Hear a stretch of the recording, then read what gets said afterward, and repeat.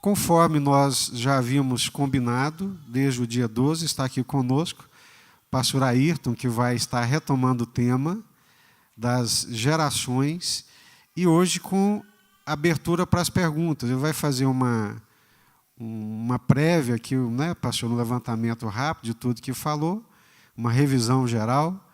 Quem não esteve pode pegar aqui rapidamente, que vai ser falado, e nós vamos tirar mais tempo para os questionamentos. Então, aquela questão que você tem, aquela dúvida que você ficou com ela no domingo lá do dia 12, hoje você vai poder apresentá-lo. Microfone sem fio, já está ali a postos, e os meninos vão estar... Você vai levantar a sua mão, e os meninos, a tempo, levarão o microfone para você fazer a sua pergunta. Eu vou pedir o Breno, que está com o microfone, que agora não, Breno, só observe a ordem, tá? A ordem de levantamento de mão para poder atender a cada um pela ordem, tá bem? Pastor Ayrton, obrigado, pastor, mais uma vez, por atender o nosso convite e estar aqui conosco nessa manhã.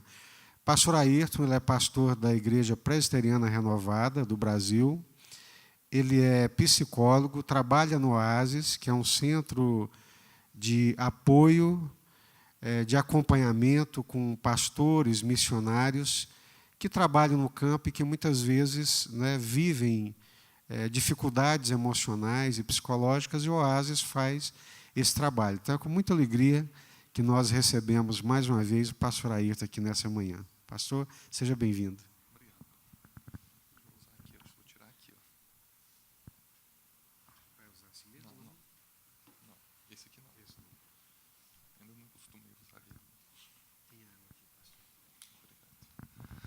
Paz do Senhor, queridos. Amém? Bom poder estar com vocês de novo aqui. Nessa chuva, né? Chuvinha boa, a gente precisava de chuva aqui, né? E eu, como vim do sul de Minas, então estava acostumado com frio. Na verdade, esse tempo para mim não é frio, né? Mas parece para um monte de gente em Anápolis é frio, né? É frio, né? Mas é bom podermos estarmos juntos aqui, louvar.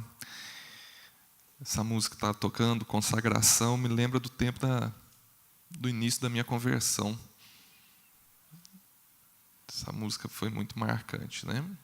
A gente fala de gerações, quando a gente vai falando disso, a gente vai imaginando histórias também. Eu faço parte, que nem eu falei para vocês, de uma geração que a gente chama de geração ponte. Para quem estava aqui, há 2 semanas atrás, que a geração X é uma geração ponte. E a gente gosta muito de ouvir histórias das gerações anteriores, né? Estava ouvindo aqui o irmão Joel, é isso? Joel, né? 85 anos de idade. Enquanto estava falando a idade, eu estava fazendo as contas, né? Nasceu em 1932, é isso? 1932. 1932, o mundo estava vivendo guerras mundiais, não é? A Segunda Guerra, ela finaliza em 45. 45, ele era adolescente, iniciando a adolescência quando finalizou. Quantas coisas deve ter vivenciado? Porque a Segunda, o Brasil participou, né? Os famosos pracinhas, é isso que se chamava, né? Os pracinhas que foram enviados, né? Na primeira o Brasil não teve participação, mas na segunda o Brasil teve, né? Então, quantas histórias, como é que era esse contexto familiar? São histórias importantes. O que era uma infância naquela época? O que era uma infância no meio de uma guerra? No meio de toda uma situação que estava acontecendo no mundo? São histórias que valem a pena ouvir. Talvez, para a gente, às vezes pareça, mas uma coisa se passou. Mas existe uma palavra importante que é criada, que hoje, de alguns anos para cá, tem se usado muito, que se chama a palavra resiliência. Vocês já ouviram muito dessa palavra, não é? Resiliência é o poder de reagir em situações adversas. Eu resumo dessa maneira, né? É a capacidade, segundo alguns autores, ele fala o seguinte: é a capacidade de ter bom humor, não é rir, mas ter a capacidade de ter bom humor em situações difíceis Isso é a resiliência. É a capacidade de ver o bom no ruim. Isso também é resiliência. Aí, quando eu olho para ela, eu tenho que deixar um versículo aqui, alguma coisa. Eu lembro de Jeremias 29:11. Lembra desse texto? Porque eu bem sei os pensamentos que tenho a respeito de vós outros, pensamentos de paz e não de mal, para dar o fim que vocês esperam. Você já parou para prestar atenção nesse versículo? Quão forte ele é? Eu penso que, principalmente para a nova geração também, ele tem uma importância muito grande, porque ele instiga o indivíduo à resiliência, esse versículo. Ou também o outro, que Paulo, agora eu não lembro, que quando Paulo diz o seguinte, olha, eu sei viver, eu sei passar necessidade, como eu sei ter fartura. Filipenses é isso, né? E ele termina dizendo, porque eu posso todas as coisas naquele que me fortalece. Paulo, ele apresenta o momento difícil, ele apresenta o momento bom, mas ele apresenta, em qualquer desses momentos, eu consigo viver, porque eu posso tudo naquele que me fortalece. Então, esses versículos, eles são importantes para crescimento, sim, principalmente, ou pensando aqui agora na nova geração, sabe? Jeremias, quando ele traz essa palavra da parte de Deus, o povo vivia a sua pior desgraça.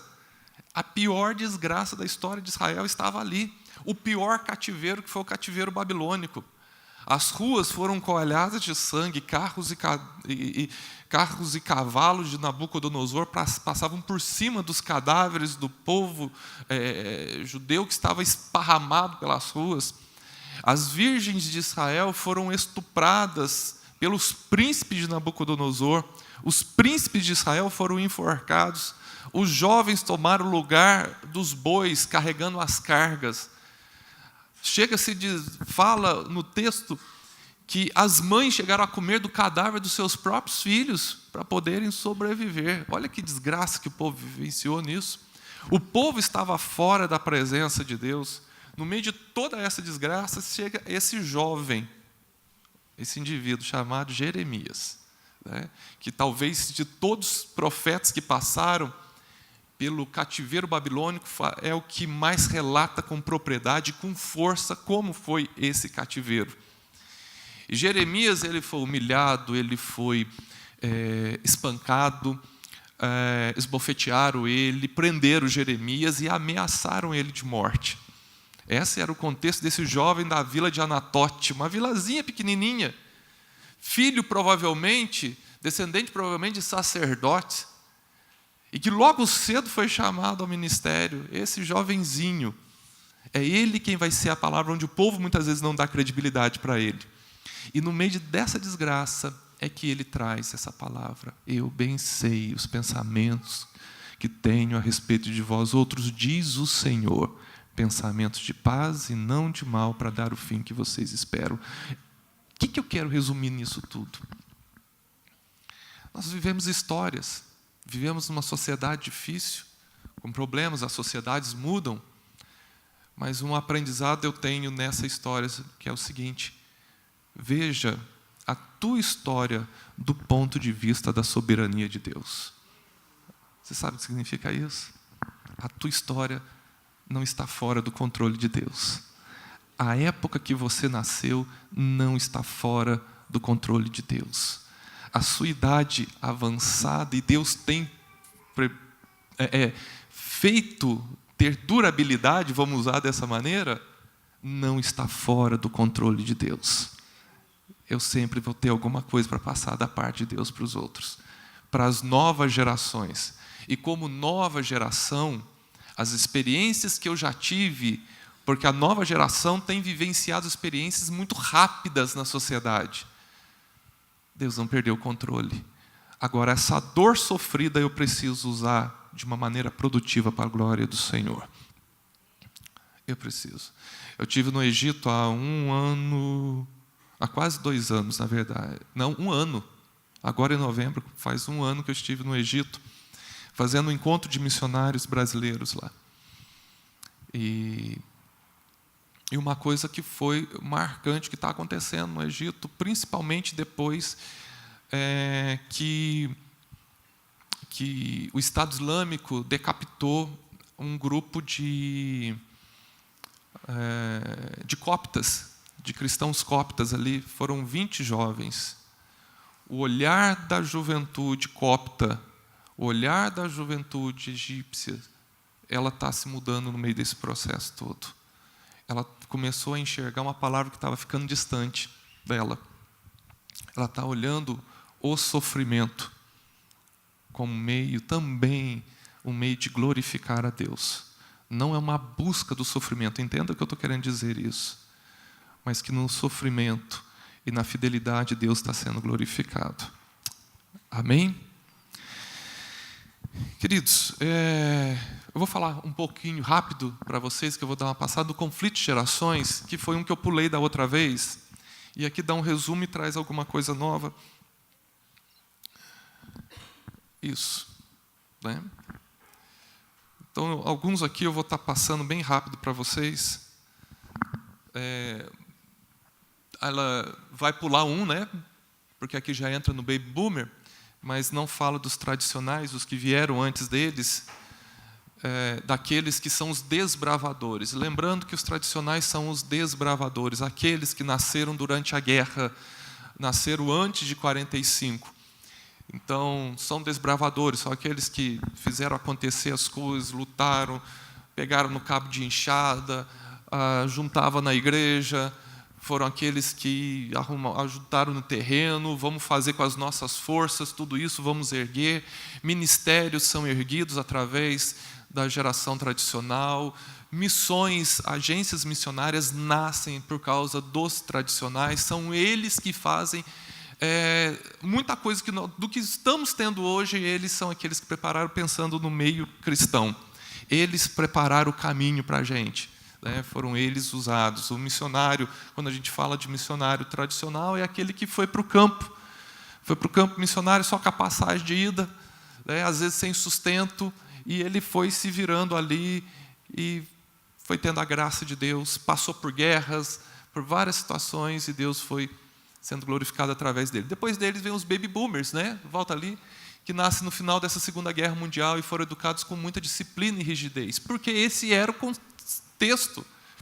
Necessitava de muita disciplina, necessitava de rigidez, era assim que a sociedade vivia. Então eles vêm com esse foco muito na disciplina e rigidez. Lealdade e compromisso com a instituição são características muito fortes nessa geração. E dão muito valor à ascensão no ministério, o crescimento do ministério. Não a ascensão simplesmente pessoal, mas a ascensão do ministério. O crescimento do ministério é prazeroso para eles e eles querem ver isso acontecendo. São duas gerações que criaram esse comportamento muito forte de que vou ficar no ministério e vou ficar o resto da vida. No mercado de trabalho, quem são eles, os tradicionais, e o baby boomer? São aqueles que ficaram 30, 40 anos numa empresa, 25 anos numa empresa, é aqueles que a empresa estava lá fundando, eles estavam lá junto com a empresa, né? A gente vai junto, vamos passar pelo processo junto aqui, está na crise, estamos junto. Você vai ter que diminuir de cargo, eu diminuo sem problema algum para a empresa alavancar. Então, o meu pai ele tem 73 anos, né? Minha mãe tem meu pai tem 79 anos, só eu que trocando as idades deles. Minha mãe tem 83 anos. São 4 anos de diferença, meu pai para minha mãe. Meu pai faz 80 esse ano. E o que acontece? Meu pai ele trabalhava numa fábrica de fazer latão de leite, sabe? Sul de Minas, muita vaca, então tinha essa fábrica de latão de alumínio. E meu pai, ele vivenciou todas as crises da empresa. Ele começou com a empresa iniciando, com 14 anos de idade. Era muito comum esse tipo de coisa acontecer. Foi trabalhando e cresceu ali na empresa, chegou a ser encarregado, então ele cuidava de um determinado grupo. Mas houve um momento que a empresa ela passou por alguns problemas. E nesse momento que ela passou por problemas, meu pai teve que descer de função, e ele desceu sem problema algum. fazia parte dessa característica, ou seja, nós abraçamos a empresa. Meu pai se aposentou e continuou trabalhando na empresa. Ele tentou ficar parado 6 meses, meu pai ficou deprimido, ele não aguentava ficar parado. Não aguentou. E aí ele voltou ao trabalho. Até o momento que ele apenas colocou isso para a igreja, ou seja, trocou a empresa na aposentadoria, porque as forças, já no caso dele, não davam mais, pela igreja, e ele tem trabalhado. Mas essa fidelidade, né? Situações difíceis ou não, são gerações que permanecem. A geração X, pode passar? Presenciaram fatos históricos e foram marcados por revoluções. Valorizam o trabalho, a estabilidade financeira, são independentes e empreendedores. Ou seja, o X ele chega numa característica e ele pega a adolescência, guarde muito bem isso, ele entra na adolescência, o X, com uma crise forte no país. Então, ele vai preocupar com a estabilidade financeira, ele quer se cuidar. Ele está preocupado com isso. E ele vai começar a construir reservas financeiras. O X é aquele que está preparado, né?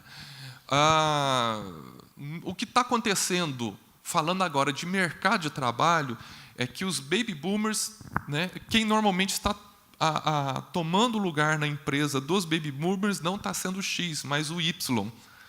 O X parece que é aquele que ficou de meio de campo, mediador no meio da história. Em muitos lugares está acontecendo isso, na verdade, na maioria dos lugares. Tá? Mas o X é aquele que vivenciou várias situações, viu desde problemas de enfermidade acontecendo, como eu usei o exemplo para vocês há 2 semanas, sobre AIDS. Ele chega assustado com tudo aquilo, ele cresce com aquilo dali, e ele procura se cuidar, né? Ter esse cuidado de se preservar. Tá? Chega o Y, nasce um período de prosperidade econômica e revolução industrial e tecnológica. Então, aquilo que estava começando com X, a parte tecnológica que sinaliza com X, com Y, toma proporção. Então, na verdade, a tecnologia ela tem força mesmo na Y, porque o X só deu o iniciozinho, e agora o Y chega com muita força nisso, né? E aí chega uma característica do Y, porque o trabalho tem que ser uma fonte de satisfação. Ele funciona à base do prazer, o Y. Ele funciona se ele se sente... Som. Embaraçou aí, né? Isso. Ele se sente, o Y, funcionando bem se ele está por prazer. Se ele está numa empresa e ele não está gostando daquilo, ele enfrenta uma dificuldade muito grande, às vezes chega até a deprimir no meio dessa situação, se ele não está tendo prazer de estar naquele lugar. Então, até usei um termo também, relembrando um pouco que eu falei da outra vez. No meio missionário, começou a se usar, a partir do Y, uma palavra que era muito usada no exército, nas forças armadas em geral, que era o debriefing.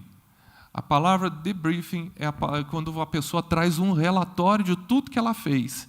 Ela senta, a gente chama de conversa de hora marcada, né? Em missões, hoje está sendo muito feito isso. Então, senta com o seu mantenedor, senta com o seu pastor, senta com a sua agência, com o seu líder, e ele vai falar tudo o que foi esse tempo no campo, como que foi, o que foi, os resultados que ele teve. Depois vai para uma segunda pergunta: e aí? O que você fez? O que você gostava de fazer e estava fazendo? O que você gostava de fazer, mas não está fazendo? Isso começou a ser perguntado agora para o Y, por causa do prazer. Ou seja, você gosta de algumas coisas e não está fazendo, e por que você não está fazendo as coisas que você gosta? E o que você gosta, ou melhor, não gosta de fazer, que você está tendo que fazer? E, de repente, você descobre que, às vezes, a pessoa está fazendo mais coisas que não gosta do que gosta. E você está tendo que trabalhar perfil, a pessoa certa em outros lugares, tentando ajustar o lugar com o indivíduo. Isso também traz para o nosso dia a dia, de eu procurar estar num lugar que eu goste. Agora, lembre-se uma coisa: é impossível dizer que eu só vou fazer o que gosto. Não tem como. Principalmente no nosso meio. E é importante até fazer algumas coisas que eu não gosto para aprender a me esforçar. É importante isso. É importante eu entender o porquê que eu não estou fazendo coisas que eu gosto também, para ver como que eu estou caminhando. Então, essa é a geração Y. Chega a Z, os nativos tecnológicos, né? Porque o Y não é nativo tecnológico, ele vai aprendendo com a tecnologia, agora o Z nasce no meio da tecnologia, nasce literalmente. São velozes naquilo que fazem, porém impacientes também com os demais. É o Z, né? 20 anos de idade. A impaciência, ele não conhece, muitas vezes, as coisas processuais, as coisas têm que ser aceleradas. Mas a tecnologia, ela faz esse tipo de coisa acontecer.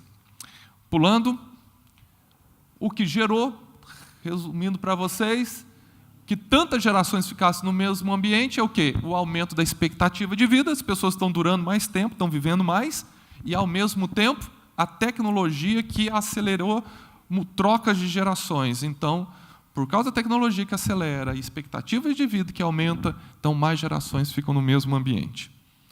Como pensam as gerações? Tá? Para entender o conflito, é importante entender como cada geração pensa dentro de uma perspectiva social. Os baby boomers, né, como fizeram parte do fim da Segunda Guerra, sabem muito bem o que isso produz na sociedade, por isso lutam pela paz constantemente. A instabilidade que a guerra gerou fez com que eles lutassem por uma carreira sólida. Aquele tempo que eu falei, durabilidade no lugar. Vieram em um contexto onde fidelidade ao país era muito importante, a tal ponto de morrerem pela nação. Trazem esse comportamento para as instituições. Esse segundo ponto diz que a instabilidade que a guerra gerou fez com que eles lutassem por uma carreira sólida. A geração Y, ela passa por um tempo onde já não existe mais instabilidade. O Brasil, de uma certa maneira, houve uma época, né, e uma época há pouco tempo atrás, que as pessoas não conseguiam enxergar instabilidade política. Queira ou não, né, independente do que estavam fazendo, o que estava acontecendo lá, e que talvez era uma coisa que iria explodir depois, mas, a princípio, parecia que para o brasileiro não estava havendo instabilidade. As coisas estavam caminhando. Sem instabilidade, o que acontece? Eu posso trocar as coisas mais facilmente. Então, eu saio desse emprego, eu não estou gostando desse emprego, eu vou para o outro, não tem instabilidade, as oportunidades parecem que crescem, é esse o pensamento do povo. A instabilidade te traz o quê? Insegurança, então eu tenho que procurar lutar para permanecer no mesmo lugar. Então, a Y, ela pega um contexto que parece estabilidade, o baby boomer chega em instabilidade política, social, por causa de guerra e tantas coisas, e tudo isso mexe com a maneira de ver a vida. Pode pular. Buscam a segurança, que significa senso de pertencimento. Foram criados no princípio de respeito à autoridade, por isso também querem ser respeitados. Né? Falei disso, aprenderam a pedir a bênção. Né? Chamar o outro de senhor e de senhora. Tem dificuldade de sair de uma instituição. Né? Então, o prazer é quanto tempo durou naquele lugar. Meu pai tem... O prazer do meu pai é dizer que a vida dele foi apenas uma empresa. Esse é o prazer do meu pai, que ele começou a trabalhar. E a tristeza do meu pai, que na verdade não foi o primeiro emprego do meu pai, foi o segundo emprego do meu pai. A tristeza do meu pai foi que ele trabalhou 1 mês de garçom e foi mandado embora. E para ele isso era o fim da picada. Né? Era um sentimento de incompetência que ele falava para mim. Mas o prazer dele era falar o seguinte, que depois que ele deixou de trabalhar como garçom, e com 14 anos, vocês sabem muito bem, o pessoal mais antigo sabe que isso era comum, 12, 13 anos já está trabalhando, mas com 14 anos que ele entrou nessa fábrica, ele ficou até o dia da aposentadoria. E quando ele se aposentou, ele continuou na mesma fábrica. Então, esse foi o prazer dele. Né? X, nasce um momento de conquista, instabilidade, política e saúde. Né? Na verdade, ainda dá uma continuidade, só que toma uma proporção mais forte. E essa instabilidade faz com que a X esteja acostumado com crise. Então, X, a instabilidade. Ah, desculpa. Tá. O X ele chega por volta da década de 70. Tá? Agora, é importante vocês pensarem uma coisa, deixa eu só explicar. Normalmente, uma coisa que a gente vai olhar, uma geração, principalmente, você vai olhar ela a partir da adolescência. Tá? Isso eu não falei da outra vez. Por exemplo, que nem chega as novas gerações, nós não temos nada sobre a nova geração, que nem muitos chamam de alfa. O alfa hoje está com volta de seus 9, 10 anos de idade. Você não tem. Por quê? Qual que é a tendência? Pensando em Brasil e pensando em países também da Europa e norte-americano. A família ela cobre os seus filhos da crise. A tendência é a família cobrir. Eu tenho um menino de 10 anos. Meu filho não imagina que o preço da gasolina subiu não sei quantas vezes em poucos dias. Ele não está nem querendo saber disso. Meu filho não quer saber se a gente vai ter que apertar daqui ou apertar de lá. Ele continua enxergando o mundo florido dele. Então, acontece. Para falar do X, o X ele entra nessa perspectiva no início da década de 80. Ele nasce no começo da década de 70, mas ele pega no início da década de 80 e a gente tem todos aqueles problemas. Ok?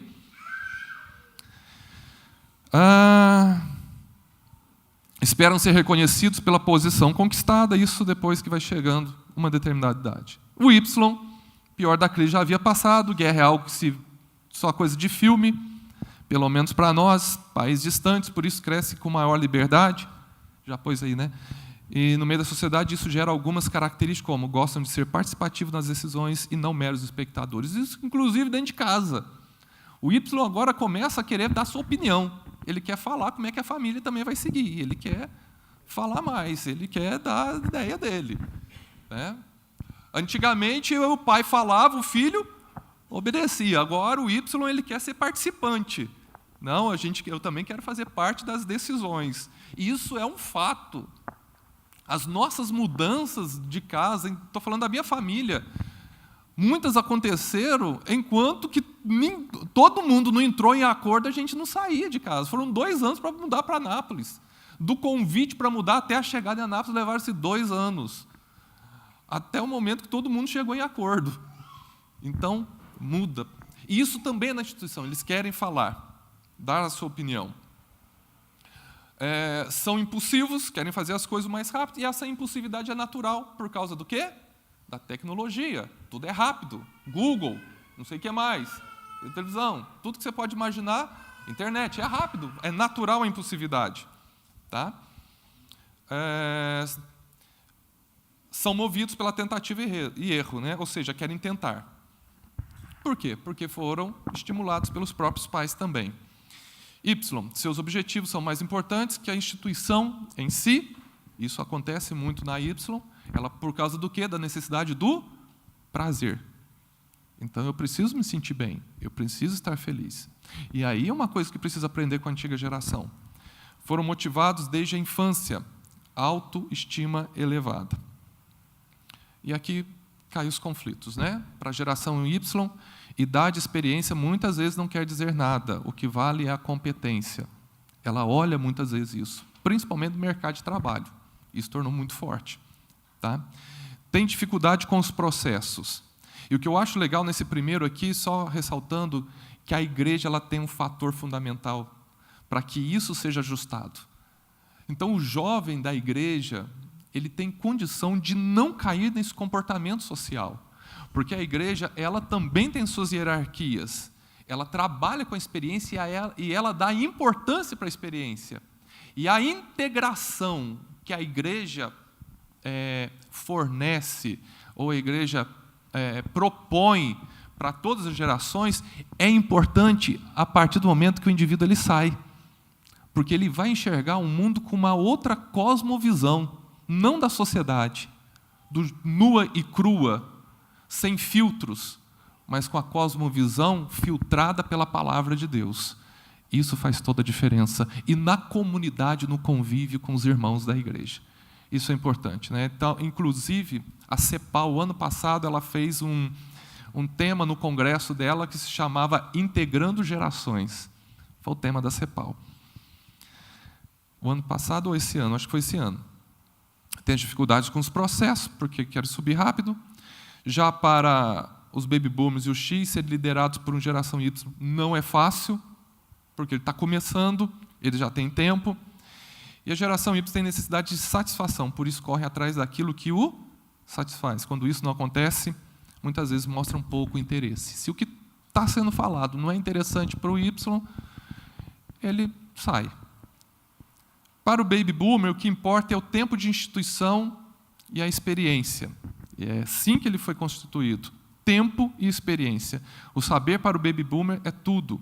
E esse saber está ligado à experiência e o tempo de instituição. Ele conhece a instituição, ele sabe como é que funciona, ele sabe os pontos fracos e fortes. Não é o diploma que para ele resolve nesse caso, porque ele que está ali, ele que está vivenciando as situações. É comum quando é uma equipe multigeracional, quando há conflito, a geração Y está no meio de muitos desses conflitos. Tá? Então, o segredo é trabalhar com isso. Sua desenvoltura, energia, intimidade com o novo, às vezes, deixa as outras gerações inseguras, pela facilidade com a tecnologia. A geração X foi treinada para subir degrau por degrau, a Y prefere saltar degraus. Essa ousadia da Y muitas vezes incomoda, pois transmite irresponsabilidade, quando muitas vezes não é irresponsabilidade, mas para muitos podem parecer isso. E sendo assim, pode parecer que a Y não tem boas ideias. A Y não é paciente para grandes reuniões, e isso incomoda muitas vezes as demais gerações, que foram acostumadas, numa reunião de grupo, a ficar bastante tempo falando. Então, o que acontece quando o Y está numa reunião e está incomodado? Ou o Z agora, que chegou. Como é que faz? Você vai ver, ele vai fazer isso aqui. Está todo mundo conversando, o que ele está fazendo? Ele está teclando, para passar o tempo. Essa é o comum que acontece. Tá? Ficou esse estilo. Tá? Ele quer coisa rápida, ele quer instantânea. Vamos falar logo, vamos resolver esse negócio logo. E as outras gerações querem comunhão também. A reunião para as outras gerações é oportunidade de comunhão. Ou seja, nós sentamos, vamos bater um papo da vida um do outro, vamos conhecer mais, vamos falar como é que você está, como é que você não está. A Y não fica desesperada. O que nós temos que falar agora? Vamos logo para o assunto aqui. Vamos resolver. Né? Faz parte da Y ir direto resolver seus assuntos com autoridade maior, sem passar por terceiros. Isso é muito comum. Gente, instituição missionária é isso, e empresa você vê demais. Então, é como se tivesse um secretário, eu falei isso, não sei se eu falei, tem o secretário, tem a porta do diretor, e tem o Y chegando. Então, normalmente, o que se espera é que ele pergunte para o secretário liga para o diretor fala que pode ou não pode entrar. E é interessante isso em instituição. O Y, às vezes, vai e bate na porta do diretor para poder entrar. Então, em muitos lugares, ele vai se acostumando com isso. Alguns entram sem bater. Né? Isso é um estilo que foi construído. Tá? Ela gosta do livre acesso, mesmo que tenha que ser chamada atenção às vezes. Não tem problema em ser chamada atenção. Interessante, o Y não tem problema em ser chamado atenção. Ele não tem dificuldade de ser chamado a atenção. Mas ele vai tentar o livre acesso, tentativa-erro. Lembra que eu falei para vocês? Ele vai tentar. Se errou, ele aprendeu com a tentativa e erro. Ele vai sendo assim. O silêncio incomoda. Eu acho que eu falei isso para vocês também, né? Você quer acabar com a geração Y?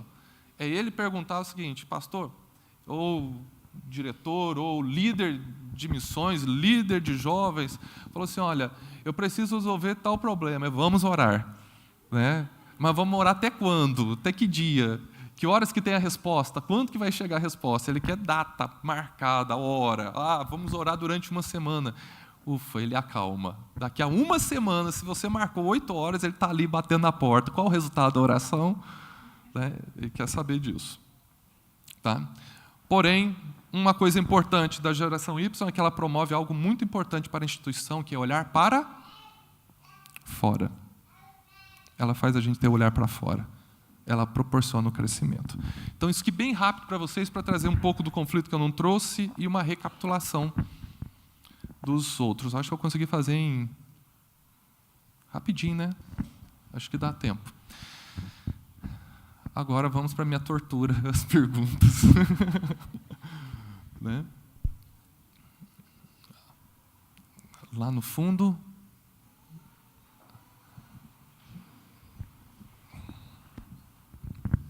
Bom dia.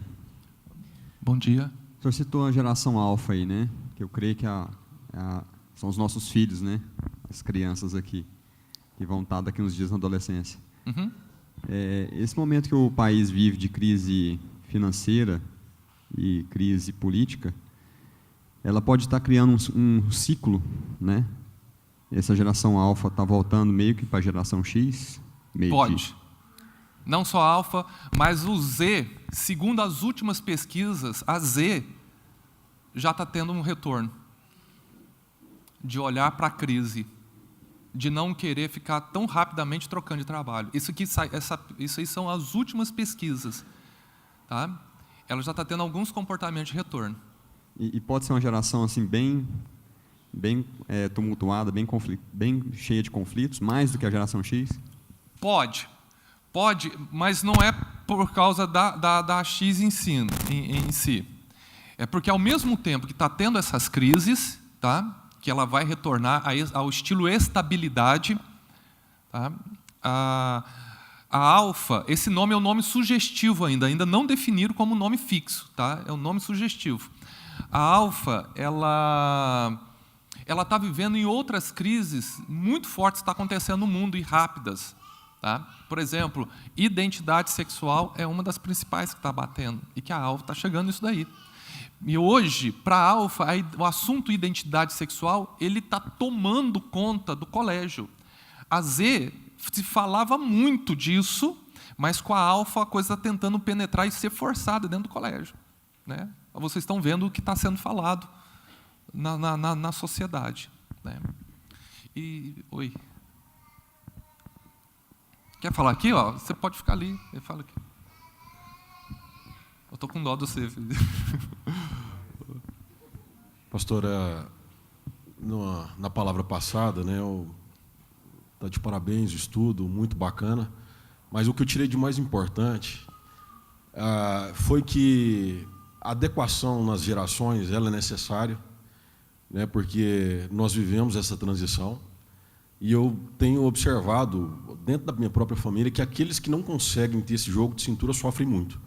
Mas de tudo que eu tirei mais importante foi o seguinte, que é saber trabalhar os valores. Uhum. Os valores que são negociáveis, negociar, e os valores que não são negociáveis, os inegociáveis, permanecer. Isso. Eu consegui identificar os inegociáveis, talvez seria a palavra de Deus, né? Que são fatores inegociáveis. Mas o senhor poderia falar um pouquinho mais, até para a gente poder, o que seriam os fatores negociáveis, para a gente estar tentando se moldar e fazer com que haja um negócio ande redondinho, ou seja, a gente consiga se adaptar, mas sem prejudicar o que seja fatores negociáveis e inegociáveis. Não sei se o senhor conseguiu entender a minha pergunta. Entendi. Bom, pensando aqui primeiramente nos inegociáveis. Tá? O inegociável... agora eu vou trazer um pouco do que eu penso também. A palavra de Deus ela é um fato. Todo mundo aqui eu acho que concorda. A palavra de Deus não se negocia, amém? O que está escrito, ponto final. Né? Agora, existem alguns fatores que não estão escritos, colocados na palavra de Deus, mas que são importantes. Existem tradições familiares, que são tradições que não atrapalha o crescimento de uma geração, mas que faz o indivíduo ter senso de pertencimento à família que ele faz parte. Então, quando nós falamos da palavra de Deus, nós falamos de pertencimento espiritual. Agora, existe um núcleo familiar. Existem coisas que são importantes, sim, que cada família precisa definir suas tradições. Quais são tradições importantes? Que faz com que o novo que nasça vai lembrar da história da família. Isso são valores inegociáveis familiares, que às vezes não vão nem estar na rua, mas trazem senso de pertencimento. Tá? Hoje, o ser humano, nós precisamos pensar 3 palavras, sinceramente, é que a gente falei tanta coisa aquele dia que não dei nem tempo de vocês falarem, mas tem 3 coisas que são importantes na vida de um ser humano hoje, entre tantas, não destaco elas como as principais, mas fazem parte. Pertencimento. Eu preciso saber de onde eu vim. Eu preciso conhecer a história da minha família. Isso são valores importantes para a minha vida. Isso dá senso de pertencimento, ordem, funcionamento da minha família. Isso são valores inegociáveis. Tá? Pensando agora não na mesma, pensando numa cultura judaico-cristã, queira ou não, o homem é o chefe da casa, a mulher é a auxiliadora, e os dois projetam seu filho para o futuro. Isso é uma cultura judaico-cristã. Eu não estou falando nem de Bíblia, estou falando de cultura judaico-cristã. Isso são valores inegociáveis. Compensação é uma coisa importante, mas também perigosa, essa palavra compensação. É entender o seguinte, que eu não tive, o meu filho vai ter. Isso é um dos grandes perigos que a gente cai. O que eu não fui, meu filho vai ser. O que meu pai não me deu, meu filho vai ter. A minha história não está baseada no que aconteceu, não pode ser baseada nisso. Isso não é tradição, isso é compensação. A gente não pode confundir essas duas coisas. Tá? Então, muitas vezes a gente cai nisso. Agora, existem tradições que são importantes. Vou dar um exemplo simples para você. E pode até parecer assim, meio que bobo ele. O diretor do Oasis, Bill, ele faz o seguinte: existem duas tradições que são interessantes na família dele, que vêm de família para família. Que o primeiro filho que nasce, aonde que eles estejam, eles têm que estar lá, dar um jeito e participar do nascimento do primeiro neto. Isso é uma tradição que eles pegaram e que passam para os filhos estão passando para frente. E outra, o Natal deles, só para exemplificar e cada um tira a sua conclusão. Você sabe muito bem que o americano tem esse costume de ter uma lareira dentro de casa, né? Grande parte deles tem, principalmente nas partes frias. E o Natal deles, como eles nasceram em Chicago, o Natal é uma tradição familiar de gerações, no dia do Natal, todo mundo da família dorme em frente à lareira. Eles ajuntam e dormem, todo mundo vira o Natal dormindo em frente à lareira. Isso é um tipo de tradição. Mas existem tantas tradições, sabe? Existem tradições que são inegociáveis. Juntamento de família é uma tradição saudável. A gente parece, mas para que isso? Gente do céu, quando isso se desfaz, talvez tenha gente aqui que teve tradições disso, que a família se ajuntava e alguém morreu e aí parou o ajuntamento de família. Tem alguém que já passou por isso aqui? E queira ou não, é horrível essa sensação, porque você começa a ficar na memória daquela época que todo mundo ficava junto. Parece que todo mundo se espalhou. E essa é uma tradição que alguém precisa manter. Tá? Inclusive, muitas vezes a gente tem que trabalhar com o indivíduo dentro do próprio consultório psicológico, isso. Negociáveis. Negociáveis, a aceleração do tempo vai acontecer. Eles não vão ser devagar, mas eles não precisam ser tão rápidos assim. Tá? O que é mais negociável?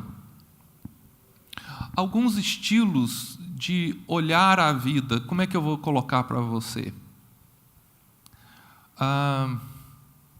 O fato deles terem a própria identidade, eu acho que a melhor palavra é essa. Eu lembro muito, quando eu penso nisso, eu penso de Zacarias e João Batista. Isso é um valor negociável. Então, vamos lá. O que acontecia naquela época? Filho de sacerdote tinha que ser o quê? Era passado. Era assim. Você passava para o teu filho. Né? Era como se fosse um hereditário mesmo. Né? Passava. E acontece, quem que era Zacarias? Sacerdote. E João Batista não vai ser sacerdote, vai ser chamado para quê? Para ser o quê? Ali é um caso de tendência de conflito de gerações. Qual que era a vestimenta do sacerdote, gente? Vestes talares, era a melhor roupa era do sacerdote, até mais do que do próprio rei.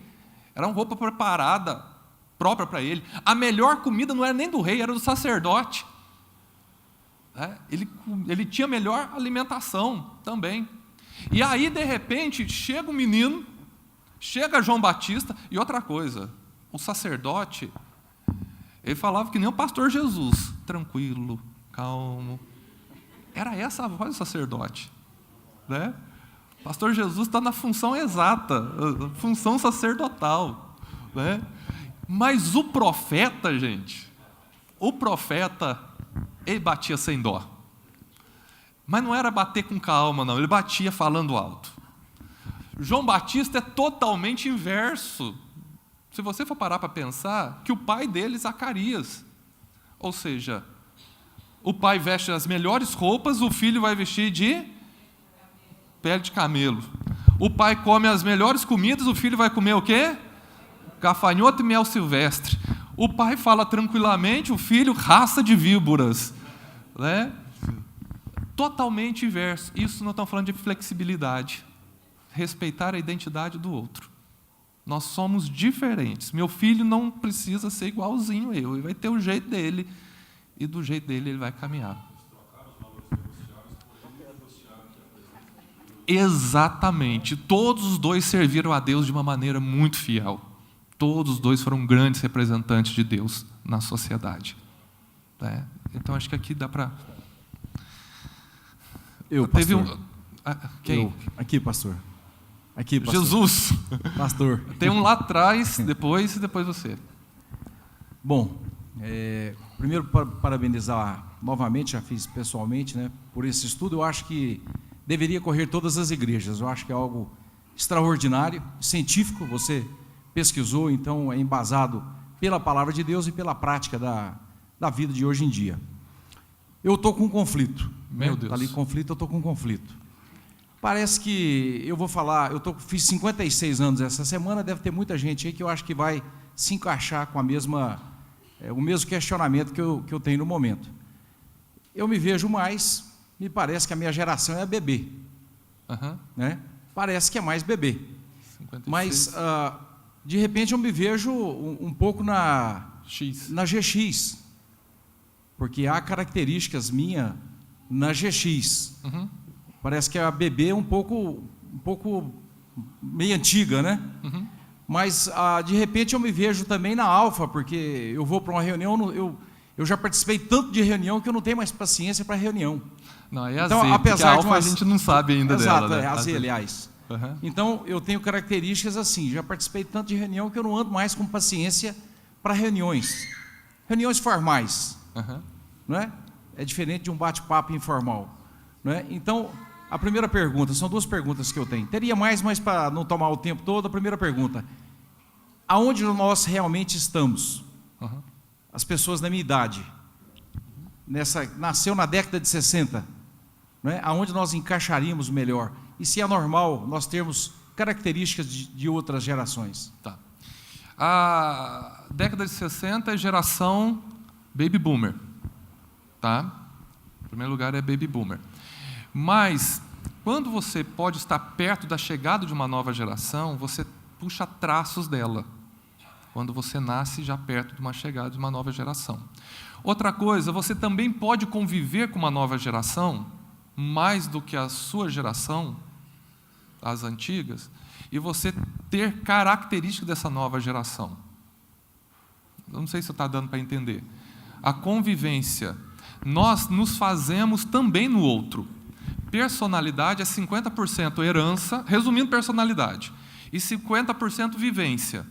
Então, eu posso conviver muito com pessoas e ter uma relação próxima de pessoas com o estilo de geração, eu pegar características dela também. Tá? Agora, a gente pode sim puxar essa questão do que está vivendo a sociedade, a gente às vezes pode ser um pouco tragado por ela também, e puxar um pouquinho de outras gerações. Ou também a impaciência para a antiga geração pode ser estresse. Aí nós vamos falar de outro assunto. Eu estou estressado. É possível, pastor. Né? Eu acho que eu estou nessa aí. Aí eu preciso de descanso, eu preciso de férias. Né? Tá vendo, pastor Jesus? A hora que eu falo para você, para o Silvio, vocês não acreditam. Entendeu? Então aí tem que identificar com calma, né? Porque às vezes realmente a gente está cansado, e quando a gente está cansado, uma das características nossas é o quê? Impaciência. Às vezes a gente está cansado. O nosso dia a dia às vezes não está legal com o tempo, ele está precisando dar uma... E a segunda pergunta, pastor, já ficou respondido? A segunda pergunta é o seguinte, eu tenho até um jargão, né? O pastor Jesus mesmo às vezes brinca comigo, eu tenho um jargão que eu falo assim, essa geração, às vezes de uma maneira até crítica, né? Para uma geração que está muito próxima de mim, que são as pessoas entre 25 e 35 anos, tanto na igreja, mas principalmente no trabalho. Eu lido muito com pessoas dessa idade. E até mesmo porque, hoje em dia, na hora de contratar, é natural que essas pessoas dessa idade tenham um espaço maior no mercado de trabalho. A gente acaba contratando muita gente que está saindo da faculdade, por vários fatores a gente acaba contratando. Mas me parece, e essa é a minha pergunta, será que eu estou errado? Que é uma geração alienada. Quando eu falo de maneira crítica, essa geração, por exemplo, eu peço para minha secretária, olha, acabaram de me ligar aqui, tem um café da manhã dos pastores, na sexta-feira que vem, você me lembra, no sábado, você me lembra na sexta. Termina a sexta-feira, eu pergunto para ela, você não tinha que me lembrar de algo que eu faria amanhã? Ah, é verdade, o senhor pediu para me lembrar. Então, coisas que eu peço para lembrar, eu tenho que lembrar a ela que eu pedi para ela me lembrar. Não é? Eu peço para fazer coisas que eles esquecem. Não é? Aí eu dou até a dica, a hora que eu passar um negócio para você fazer, faça já. Não deixa para depois, porque você vai esquecer. E a gente acaba que vai perdendo a confiança, porque vai esquecendo. E na nossa geração, o que nós temos que fazer fica na cabeça. Enquanto a gente não resolve, a gente não tira aquilo da cabeça. E é uma geração que parece que esquece muito. É uma geração que, se você pedir uma conta mais difícil para fazer de cabeça, não sai. Eles têm que ir para a máquina. Não é? Trava. É uma facilidade, por exemplo, eu entro dentro da empresa, todo mundo no celular, em vez de estar trabalhando. Gente, está faltando serviço, o que está acontecendo? Então, é uma geração que às vezes eu critico, eu aprendi a conviver, não é? Com essas diferenças. Eu sei que a realidade do momento é essa. A gente tenta, às vezes, levar na brincadeira, e eles trazem muitas coisas boas, é fato. Eu tenho aprendido com eles também, mas de uma maneira em geral, me parece uma geração que eles vivem na sombra do sucesso ou do resultado que nós tivemos de décadas de luta, de sofrimento, e a gente hoje consegue dar uma situação mais confortável para os nossos filhos, e parece que eles não acompanham aquilo que nós fizemos no nosso passado. Parece que as coisas para eles vieram muito fácil. Então, eu fecho com a minha pergunta. Eu estou certo quando eu falo essa geração, né, de maneira crítica, eles realmente têm mais dificuldades, não vou falar defeitos que é pesado, mas realmente eles têm mais dificuldades do que coisas boas, virtudes, ou é o inverso? Eu tenho razão quando eu falo de uma maneira crítica, mas estimulando ao mesmo tempo. Que perguntão, né? Não. Mas existem alguns valores. Quando eu olho para a geração, para a nova geração, eu vejo ela de uma maneira muito positiva, sabe? É uma geração que tem crescido, ela precisa, eu falei na outra vez, é uma geração que precisa de mentoreio. Essa palavra mentoreamento entrou a partir do Y. Ninguém falava antes. Eu lembro, pastor, acho que ninguém falava isso em igreja, a palavra mentoreio, antigamente. Essa palavra começou a fazer parte desse momento deles, esse acompanhamento, essa orientação. Quando você fala de esquecimento, usando o caso da secretária, a gente pode ter várias coisas ali. Pode ser porque pode ser desinteresse. Desinteresse não significa que é geracional, tá? Pode ser porque ela tem problema de esquecimento mesmo, tá, ok? E pode ser excesso de estímulos. Excesso de estímulos, você não sabe para onde você vai. Aí, quando a gente fala de excesso de estímulos, a gente entra na geração. Tá? Então, as duas anteriores que eu falei, não coloco geração. Tá? É muito pessoal. Eu tenho muita gente da geração Y interessada.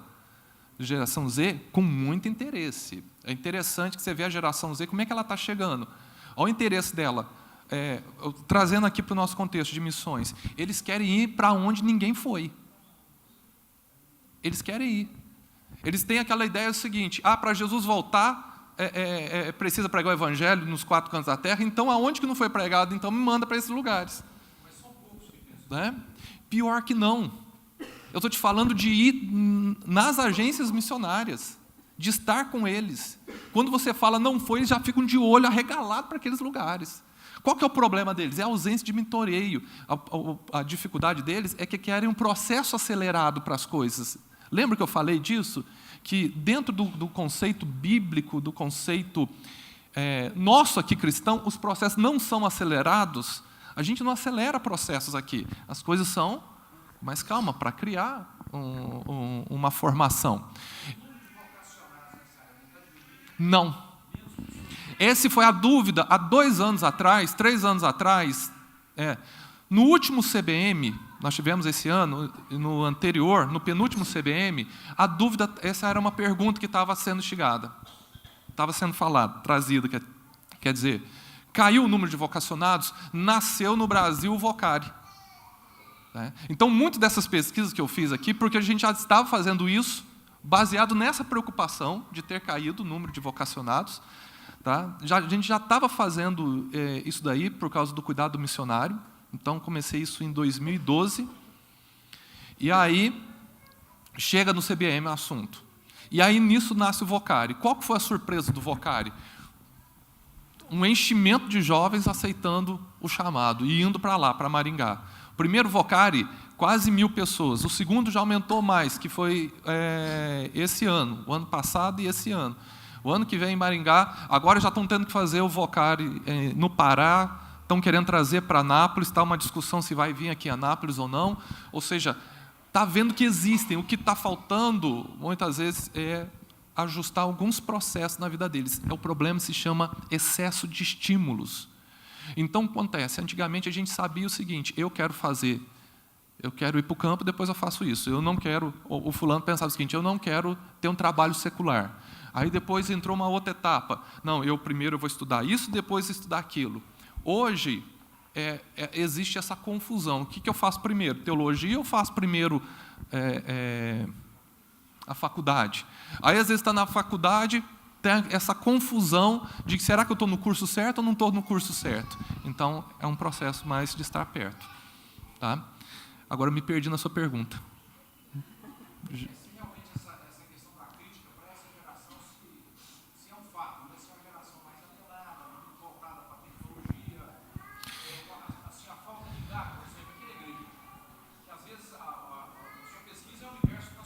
Uhum. Às vezes a gente fala muito da nossa da igreja, pensando na igreja. Nós temos aqui a bola, a pelada, muita gente não ia entender, né? O futebol. O futebol dos quarentões que só joga os cinquentões. Mas nós não temos a bola dos vintões. Começou agora, depois que nós estimulamos eles, eles começaram com a bola dos jovens aí, que está tendo que pegar a gente fora da curva. Mas o futebol dos cinquentões está a todo vapor, e se você ver essa turma jogar, que garra. Impressionante. Mas é a geração bebê entrando na GX. Mas e a Y? E a Z? Poucos vão. Começaram a deles agora com o estímulo da nossa. Sim. Mas não tinha, e eles não conseguem ter número. Então parece que falta garra, falta unidade, falta vontade mesmo. Aí é importante essa integração de geração, de estarmos juntos. Porque não é um problema deles isso aí. Aí eu tenho que defender. O problema é o seguinte, é excesso de estímulos. Eles estão vivendo uma sociedade com excesso de estímulos. Então, jogar bola agora significa o quê? Que ele vai perder o quê? Que ele vai deixar de fazer o quê? Aqui que está o negócio. E nós já construímos uma experiência. E qual que é a nossa experiência? Também isso é outro fator importante, que entra na maturidade, que é o quê? Espera aí, eu consigo ter um tempo para isso, depois eu tenho que ter um tempo para aquilo, depois eu consigo ter um tempo para aquilo outro. A gente constrói isso. Então, a dificuldade, inclusive, da nova geração, é quando junta as duas, vira millennium, que as pessoas falam, né? Qual que é a dificuldade? Se eu deixar de fazer isso em detrimento disso, será que eu vou perder alguma coisa? Tem uma dificuldade aqui, agora não estamos falando de uma dificuldade, de perdas. Isso é um fato. É um medo das perdas. Também, em relação ao casamento, também muito forte. Sim. Então, entra nesses estímulos. Tá ok? O que eu vou perder? Tanto é que o casamento, gente, espera aí, vamos só pegar aqui os antigos, aqui, o pessoal mais antigo, casamento a gente casava. A gente não. Eu já casei metade já, mas muitos casaram bem cedo. Era comum casar com 18, 17 anos, 19, não é verdade? Hoje, qual está sendo a característica do casamento? 37, 36. Filho, 38, 39.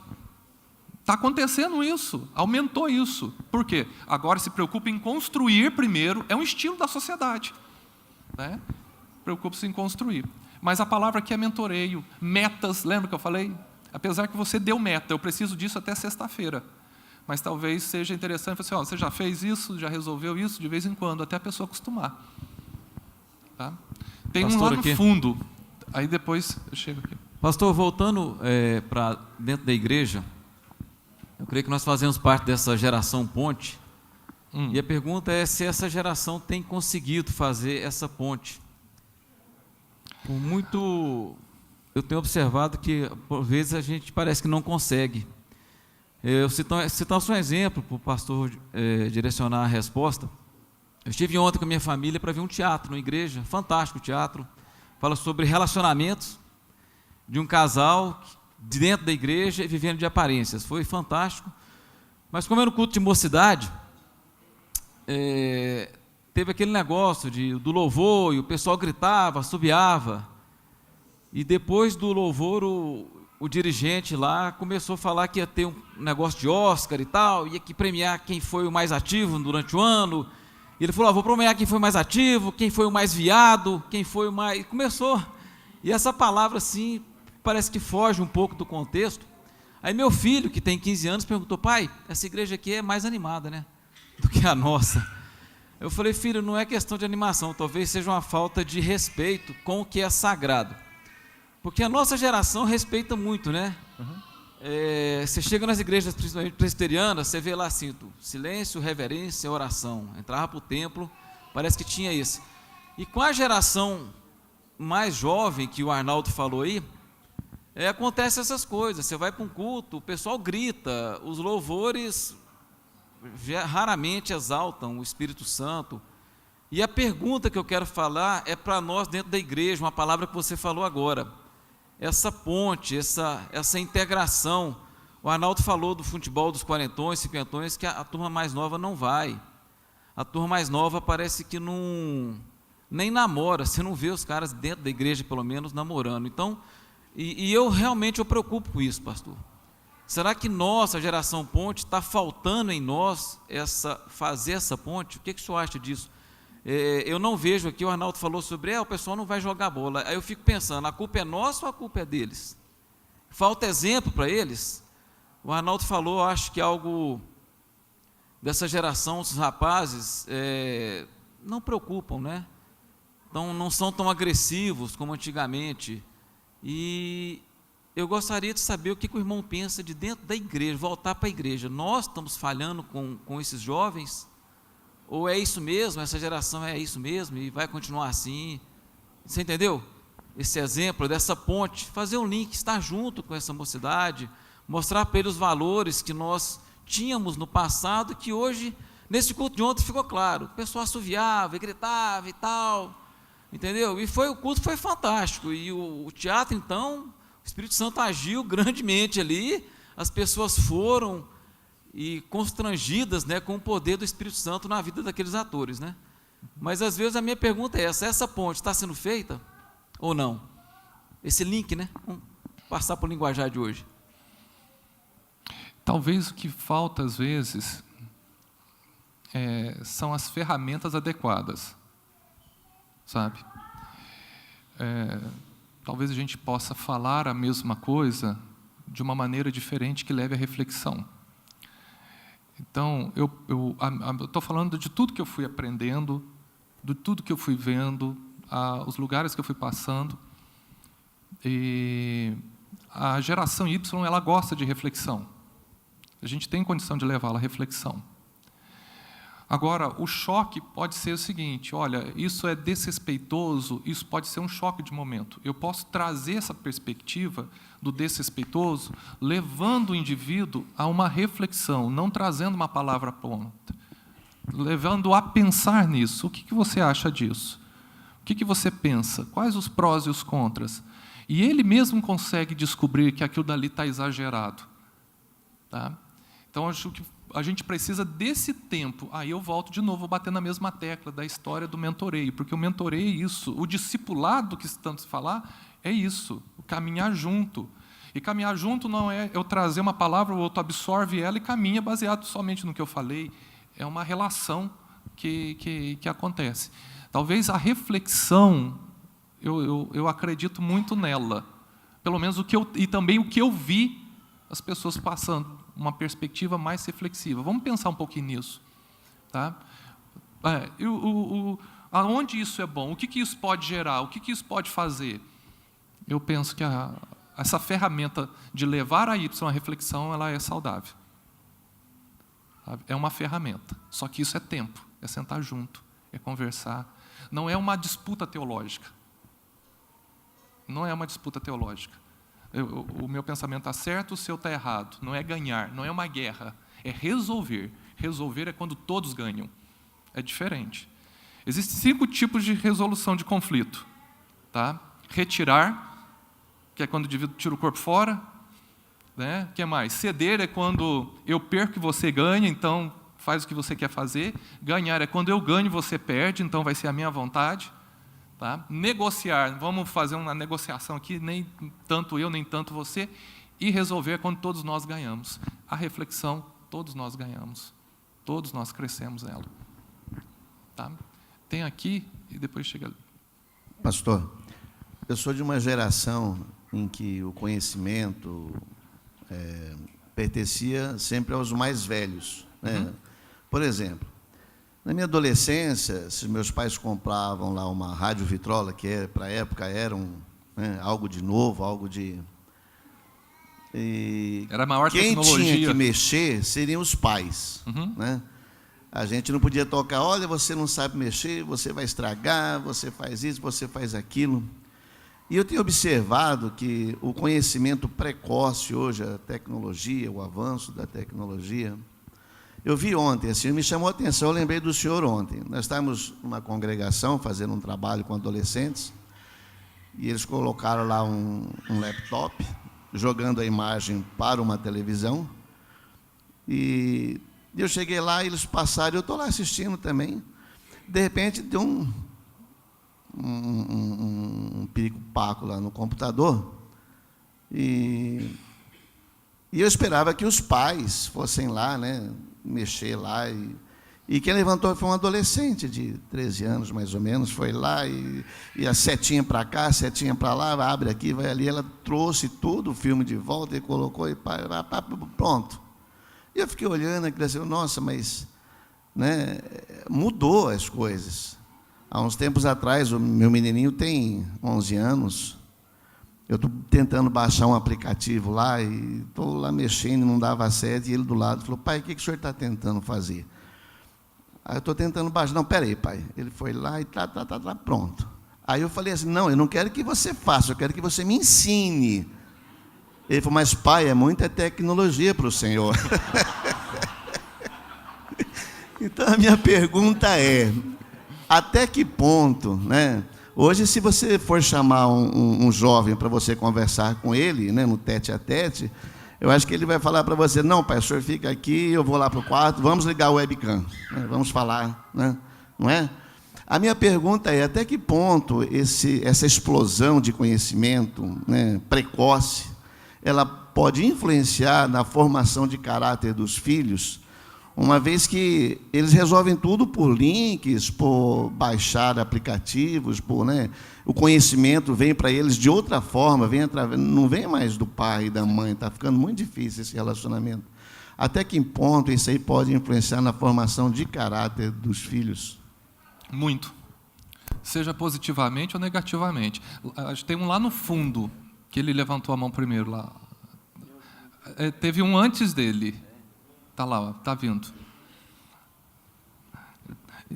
Tudo, tanto positivamente quanto negativamente. Qual que é a palavra segredo aqui? Limites. É ela quem vai definir o positivo ou negativo disso. Basicamente, é essa palavra. Então, por exemplo, você está trazendo um exemplo. Pai, essa tecnologia é muito, não lembro qual frase foi, é muito para o senhor. Aí você vai aprender. Mas eu quero aprender. Sabe? Aí nós estamos colocando ordem. Lembra que eu falei? Ordem. Ordem. Em casa, quem que é o chefe da casa? Sabe? Qual a função dos filhos dentro de casa? Não é escravidão, mas tem uma ordem dentro de casa. Não, eu quero aprender. Tá? Porque limites é importante para a vida deles.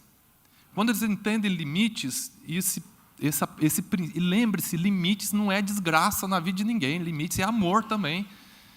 Eu dou limites para o meu filho porque eu amo ele. Sabe? É importante isso daí. E ele vai crescer, porque a criança que não cresce com limites, aí vai estimular a impaciência. Por quê? Quando ele vai fazendo dessa maneira, lembre-se, a tecnologia, ela promove impaciência sim. Nós temos uma sociedade impaciente. Às vezes eu tenho um jovem que vira para mim e fala o seguinte: mas eu não sou impaciente. Meu querido, nós não trabalhamos com exceção, nós trabalhamos com a regra. A regra é que a impaciência, a tecnologia, na regra, ela gera impaciência. Mas ali, a cada 100, talvez vai ter 1 ou 2 que, por acaso, não são impacientes. Nós não trabalhamos com a exceção. Você não está, beleza, glória a Deus, né? Que bom você ficou livre. Mas a grande maioria é impaciente. Os limites ajudam nesse processo de paciência e impaciência. É a única palavra que eu consigo te achar agora, limites. Eu quero fazer sim. Eu quero, sou chefe, eu quero aprender e você vai me ensinar. Você pode me ensinar, né? Pastor, a pergunta não é minha, vou só estar lendo aqui. Só um momentinho, já está acabando aqui, né? Então tem essa e mais a dele. Só pediram para tem da senhora, mais eu 3, ler então. aqui. Aí a gente fecha.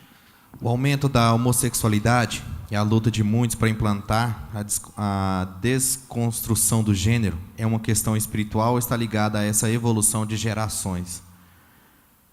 Essa falta de limite também. Espiritual vai ser sempre, né? Porque eu creio que o diabo, né, não é só uma questão de...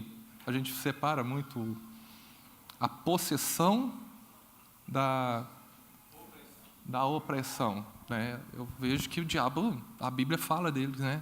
O mundo jaz no maligno. A Bíblia já preparava a gente o que ia acontecer nesse século, nos filhos contra pais, pais contra filhos, tudo que está acontecendo aí na sociedade.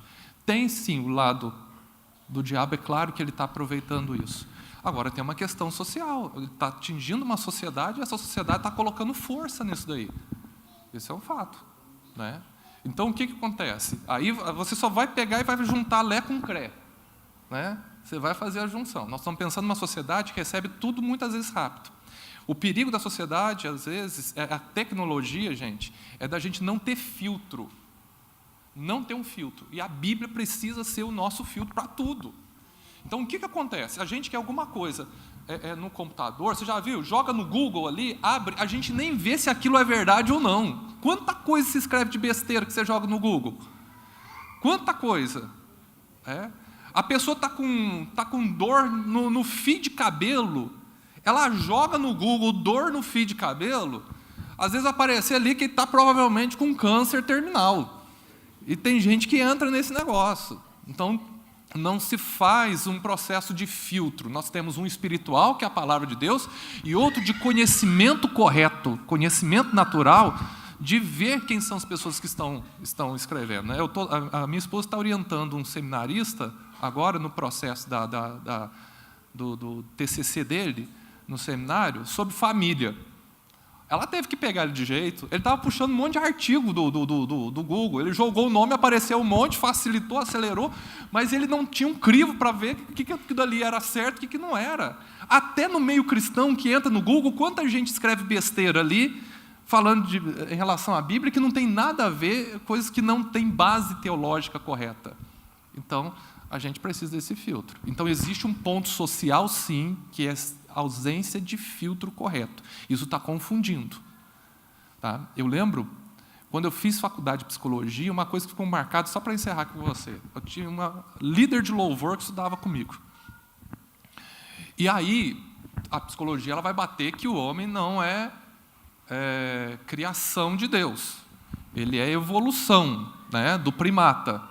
Ela chegou com uma seguinte teoria, nem um nem outro. Ela virou e falou o seguinte: eu creio na evolução e creio na criação. Eu falei assim, e como que é isso? Ela falou, não, Deus criou o macaco virou o homem, nós estamos aqui. Né? Ela tentou arrumar uma outra coisa. Ausência de filtro, gente. Não tem essa terceira moeda. Não tem esse outro lado da moeda.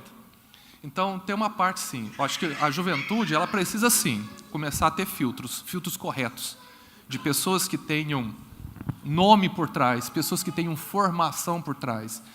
Quantas pessoas no nosso meio cristão, eu não vou dar nome, mas que já escreveram livros falando de depressão, sendo que nunca fez nenhum curso de faculdade, tá? Não tem detalhe, não tem uma preparação dentro do assunto, nunca tratou pessoas e ela vai trazendo princípios, eu não estou falando nem princípios bíblicos, não, princípios mesmo, para sair da depressão. E quando você olha, você diz, isso aqui vai arrebentar o indivíduo em vez de tirar ele da depressão. Então, tudo isso pode acontecer. Tá? Penúltimo, e depois...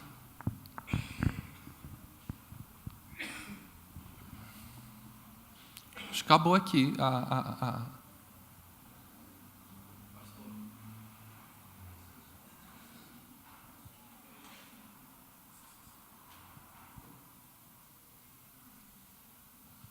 E só enquanto eles arrumam aqui, gente, quando nós falamos de ideologia de gênero, tudo isso está sendo falado, a gente tem um conhecimento bíblico. Mas tem um conhecimento científico, gente, que também nós precisamos saber. Que senão tem gente que se confunde. Tem um conhecimento bíblico, que a Bíblia fala, está falado, e tem um conhecimento científico. Ou seja, até hoje não houve quebra científica da parte genética do indivíduo. Não existe nenhum tipo de cromossomo homossexual. Isso é genética. A genética não é nem a psicologia, não é nada que define isso. Quem define isso é a genética. Essa questão, homem e mulher. Não tem como. Tá?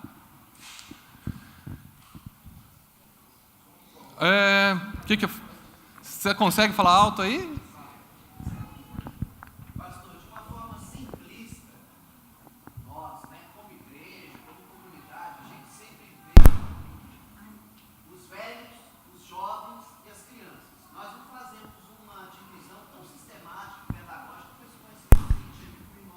São dois. Foi altamente esclarecedor. Quando a gente pega a última geração apresentada e a primeira, há um abismo aí, principalmente nas questões relacionais, como nós nos relacionamos com as pessoas. Como de alguma forma os relacionamentos estão presentes 24 horas na nossa vida, eu queria literalmente mesmo, pedir um conselho do ponto de vista cristão, e não, lógico que isso não vai ser abandonado do ponto de vista psicológico também, como nós termos esse bom relacionamento nessas diferenças tão abissais que esse mundo tecnológico trouxe, com a rapidez, com tudo de bom que nós temos hoje, né, para nos comunicarmos, mas ao mesmo tempo com os prejuízos da superficialidade dos relacionamentos. Nós sabemos que, como igreja, a nossa vida é regida e deve ser regida pelos princípios da palavra de Deus, mas nem sempre nós conseguimos, com clareza, estabelecer esse link aí. Então, a pergunta é: o que deve ser abandonado e o que deve ser preservado para mantermos um bom relacionamento entre essas gerações tão díspares? Tá. Eu vou fazer em 2 planos com você. Primeiro, família, que é uma das coisas que está acontecendo dentro do lar. Toda criança, isso é básico, toda criança, para ela crescer saudável, e quando eu falo saudável, eu estou falando esse crescimento relacional, ela cresce saudável com 2 princípios, que são os 2 princípios do amor: afeto e limites. Afeto é estímulo, é palavras de afirmação, é abraço, beijo, o que você pode imaginar? Limites, regras, normas.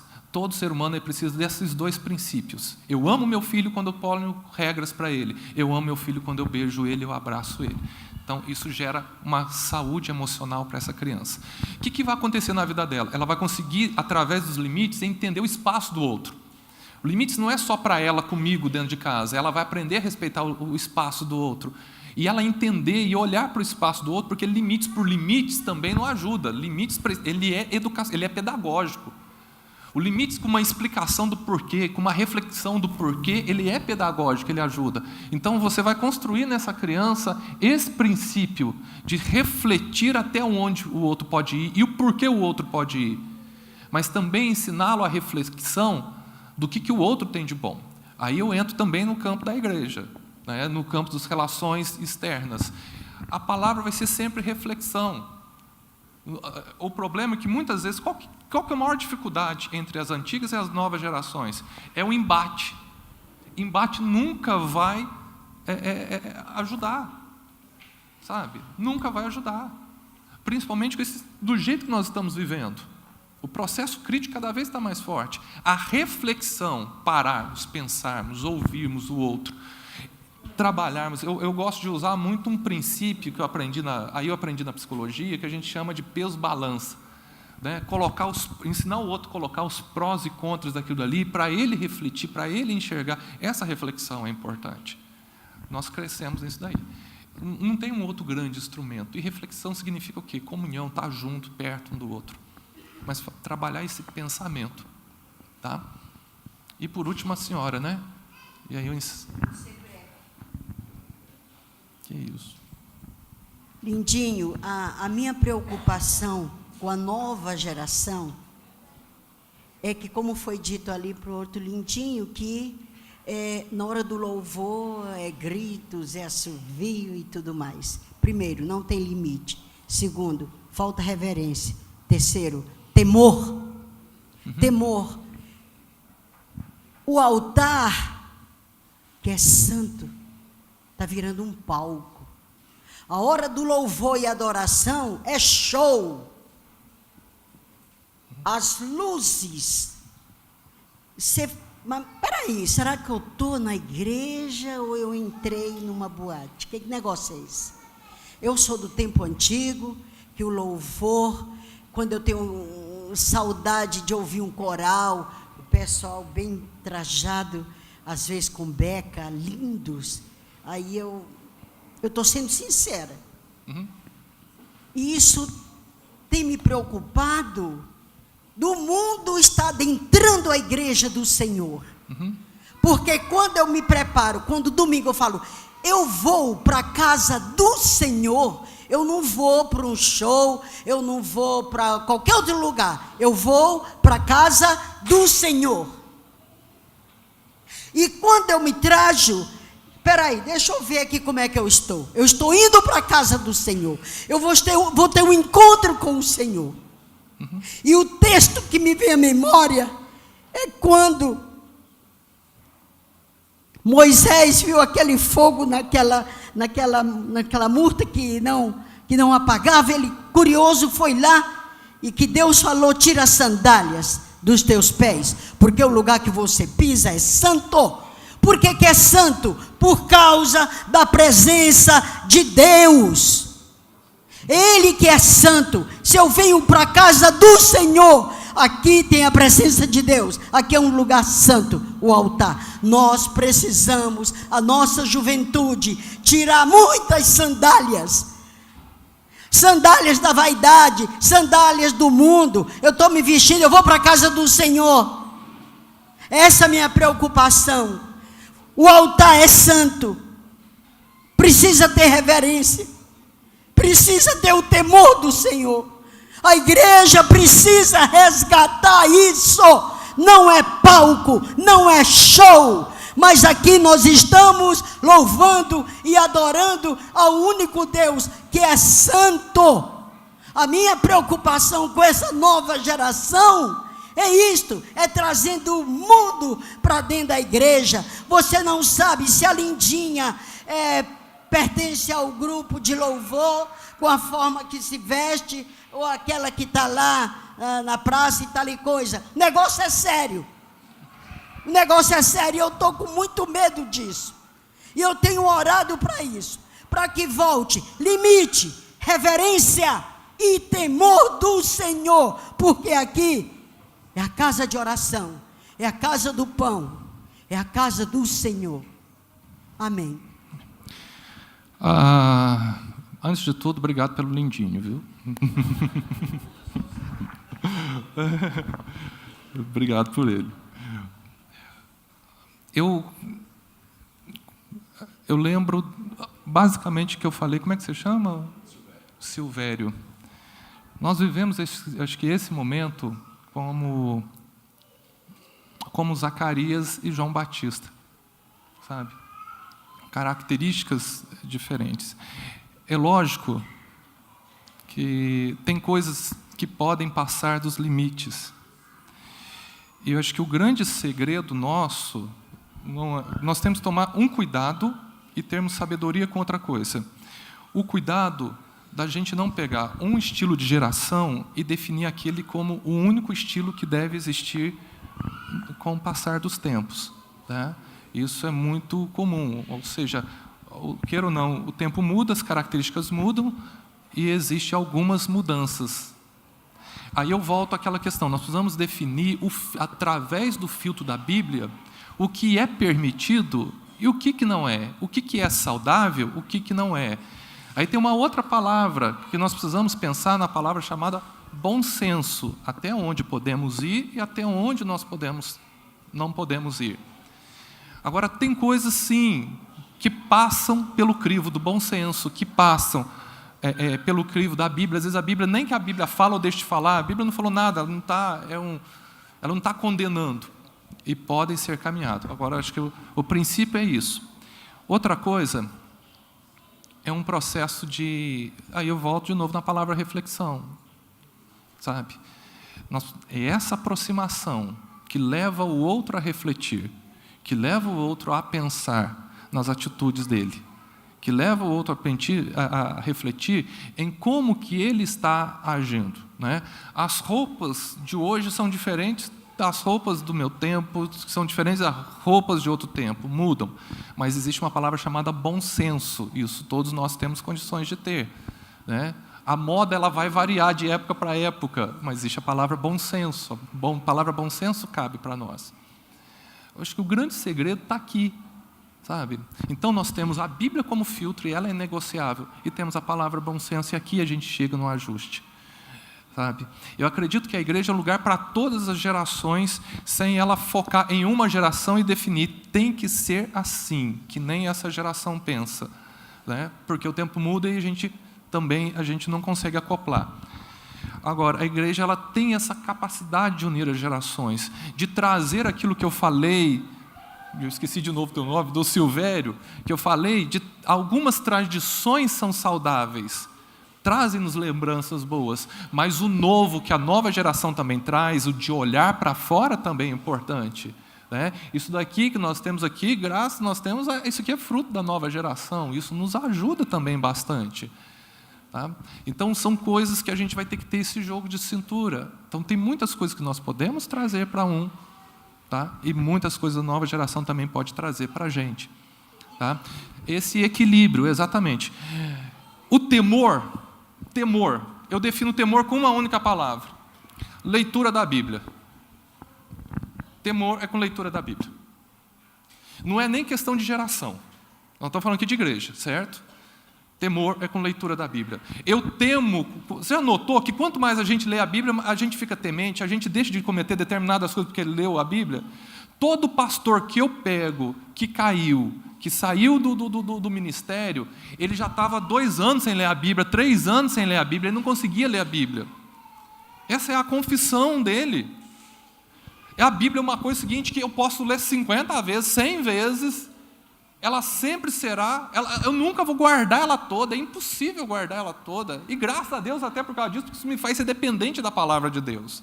Eu penso que o temor é estar na leitura da palavra, no recebimento da palavra, no estar aberto para a palavra, e à medida que eu recebo, vai vindo aqui, ó, no campo cognitivo. Não era isso que usava o povo de Israel? Eles colocavam, como é que chama aquele negocinho na testa? Alguém lembra o nome? Eu esqueço. Era a palavra, né, que eles colocavam na testa para não esquecer a palavra, que era o que segurava eles. Então, palavra de Deus. É não só ler, mas viver a palavra. Sim. Aquilo que a palavra diz, aí vem o testemunho. Sim, mas é aquela coisa. Quanto mais eu leio, mais isso vai sendo fortalecido. É um processo cognitivo.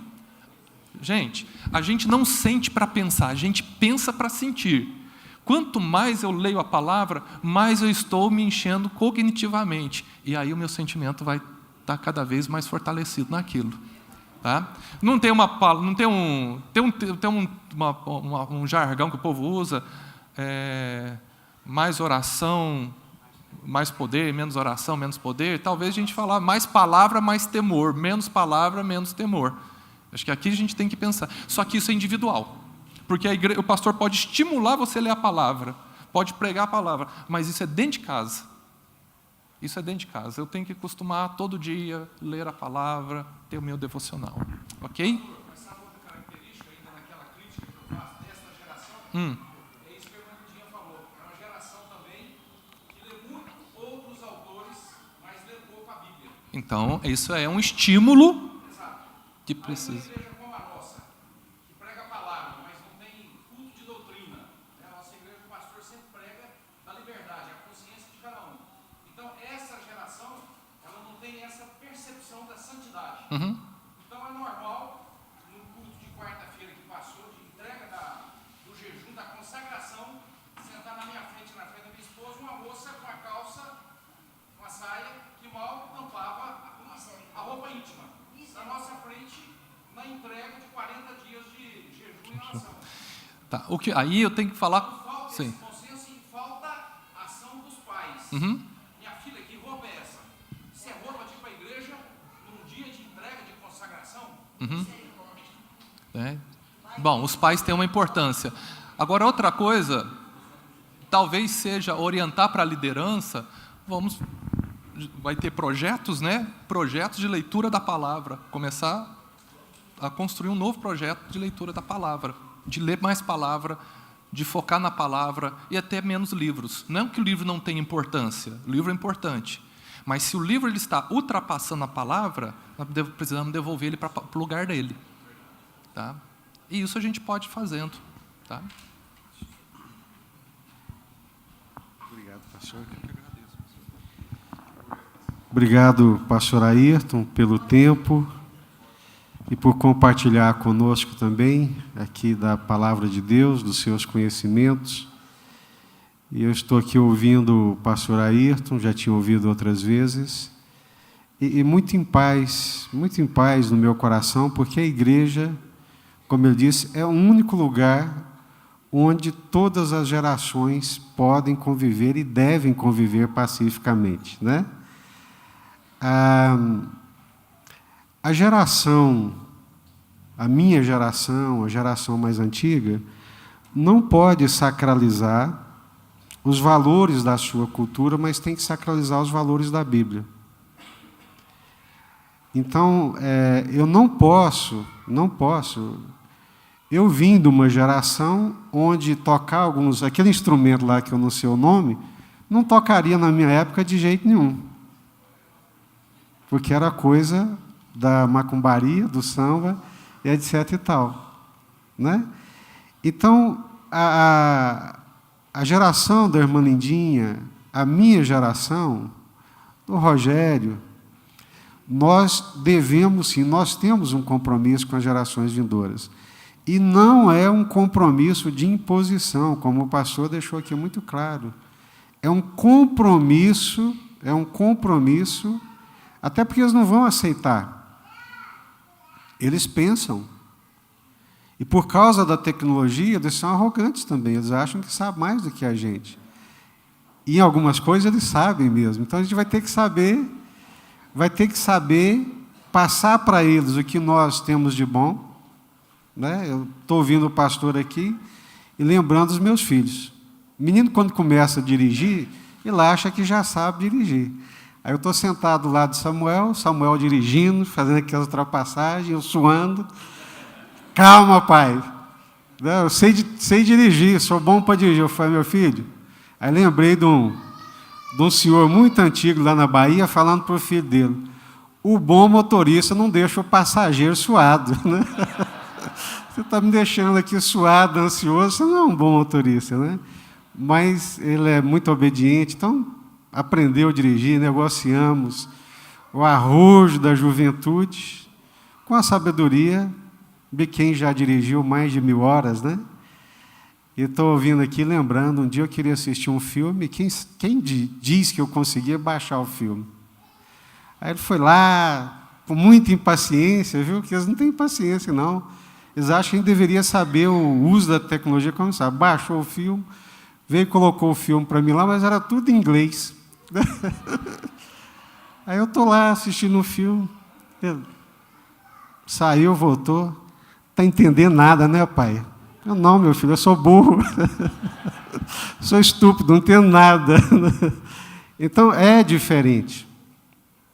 A gente tem que meter isso na cabeça. Existem diferenças abissais. Existem coisas que eles estão vivenciando que nós não vivenciamos, né? Esse nascer na tecnologia. A gente vai criar birra à toa com o celular, né? Eu, depois de quase 20 anos, voltei para a sala de aula na universidade. Foi dificílimo. Fiquei 2 anos, não pude mais, por causa das minhas atividades ministeriais. Mas aqueles meninos de 16 anos, você está falando coisa que você acha muito importante, que você preparou. Então, você faz uma atividade de grupo e eles estão pesquisando no Google. Eles não querem ler, né? Então, é uma fase... nós não vamos fazer a roda do mundo girar ao contrário. Não vamos fazer. A roda não vai girar ao contrário. Ela não vai. Então, nós temos que entender que existe uma metanarrativa bíblica, né, que é a nossa metanarrativa. Existe uma metanarrativa cultural do mundo, e cada uma delas quer se impor aos nossos filhos. E nós, então, temos que saber a metanarrativa bíblica, os valores do reino de Deus, e saber passar esses valores para os nossos filhos, né? Com jeito, com sabedoria, com muita graça. Qual que era o meu grande temor como pastor? É de não ver os meus filhos na igreja. Da pressão e as cobranças serem muito grandes em cima deles, não estou falando claramente, eles não estão aqui, deles não quererem saber da igreja, achar a igreja um lugar chato, de pessoas chatas, e que só cobram, né? Então, pela graça de Deus, como ouvimos um pastor no encontro de casais, se eles sabem que são filhos de pastor, não é por mim, porque eles não são filhos de pastor, eles são meus filhos, né? Então, a gente tem que saber lidar com as novas gerações. É diferente, o modo de pensar é diferente. Aí nós vamos lembrar aqui do Caio Fábio nos bons tempos, né? A todavia, velha, mas contudo sempre nova palavra de Deus. Então, nós temos que saber, muitos dos nossos filhos não estão na igreja, porque uma geração mais velha quis impor valores da geração e não valores da palavra de Deus sobre eles, e aí não deu certo, aí o conflito se exacerbou, né? Então, eu gosto muito de me assentar com eles, de ouvir, de conversar. Eles não gostam de futebol, né? Não gostam. Eles não gostam de futebol, não é o gosto deles. Eles gostam de quê? É do eletrônico, né? Então, é diferente. Nós temos que pedir graça para Deus. Nós, maduros, cabeça no lugar, temos que pedir graça para Deus para saber comunicar com eles. Amém? Mas aqui é essa arca de Noé. Cabe todas as gerações. Amém? Eu vejo essa relação com a relação de um casamento. Sim. Para dar certo, as duas partes têm que ceder em pontos. Claro. E talvez a nossa, por ser a mais madura, é a que precisa aprender a ceder. E se eles nos verem cedendo, eles vão nos respeitar. Ceder, como fez a pergunta de Silvério, muito bem respondeu o pastor, ceder naquilo que nós podemos ceder. Todo mundo acha que eu sou o cara mais rígido com os meus filhos. Mas não é verdade. Lá em casa, a regra era, naquilo que eu posso dizer sim, eu não digo não. Pai, pode? Claro, meu filho. Pai, pode? Claro, minha filha. Pai, pode? Pai, claro. Pai, pode? Não. Acabou. Não tem discussão. Porque eles aprenderam a confiar em mim. Eles confiam em mim. A Márcia está ali, minha esposa, testemunha. Eles confiam em mim, conversam comigo de tudo. Pai, ó, nós queremos uma conversa pastoral com você hoje. Então, vamos lá. Eu sei que o bicho está pegando. Mas eles aprenderam a confiar em mim porque naquilo que eu podia dizer sim, eu nunca disse não. Deus me deu a graça de saber e entender essas coisas, né? Então, é graça de Deus, é favor de Deus, é uma geração diferente, pensa diferente da nossa, tem valores diferentes, e nós temos que saber trazer todo mundo aqui para a glória de Deus. Ou vocês não acreditam que a igreja é o melhor lugar para criar os nossos filhos? Ou a igreja não é o lugar de cura? Ou a igreja não é o lugar de acolhimento? Lembrando aqui o pastor Fabiano, né? Nós vamos lá fora buscar os alcoólatras lá fora e pomos os nossos para fora, excluímos os nossos. Nós vamos lá fora buscar os adúlteros e botamos os adultos da igreja para fora, botamos eles para correr. Vamos lá fora buscar os gays, mas não queremos os gays aqui dentro. Então, tem algumas coisas que nós temos que refletir. Algumas coisas, elas são draconianas, elas são imposições do nosso gosto e da nossa preferência. Mas nós temos que preocupar com aquelas que são de Deus e do reino de Deus. Amém, meus irmãos?